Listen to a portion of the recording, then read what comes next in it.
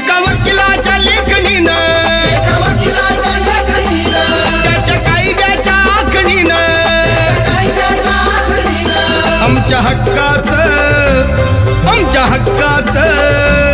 आमच्या हक्काचं लेखन व माय मग कुणी नाही केलं भलं व माय अग दिल्लीचं दालन फुलं व माय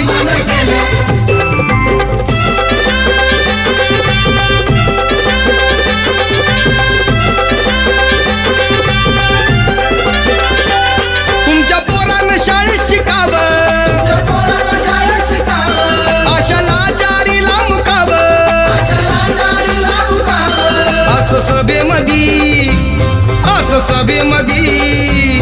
असं सभेमधी भाषण व माय